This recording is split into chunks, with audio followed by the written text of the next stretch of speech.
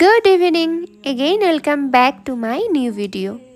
দুদিন আগে না ডিমার্ট থেকে এই চিজ কর্ন নাগেটসের প্যাকেটটা নিয়ে এসেছিলাম।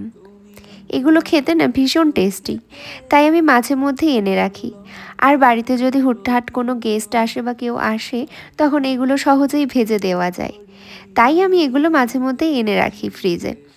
আর যখন সন্ধ্যাবেলায় বেশি ঝামেলার কিছু একদমই বানাতে ইচ্ছা করে না, কারণ রোজই সন্ধ্যাবেলায় কিছু না কিছু বানাতে হয়, কারণ অফিস থেকে আসার পরে হাজব্যান্ডেরও খিদে পেয়ে যায়, তখন কিছু একটা রোজ বানাতেই হয়।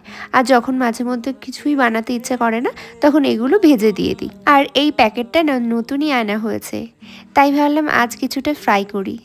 এই নাগেটসগুলো না দেখতে দারুণ, এক এক রকম শেপের। দেখো নাগেটসগুলোকে তো আমি এখানে ভেজে নিয়েছি, আর সাথে নিয়ে নিচ্ছি একটু মেয়োনিজ আর একটু টমেটো কেচাপ, কারণ মেয়োনিজ দিয়ে খেতে যে এটা কি ভালো লাগে, ও হো দারুণ খেতে।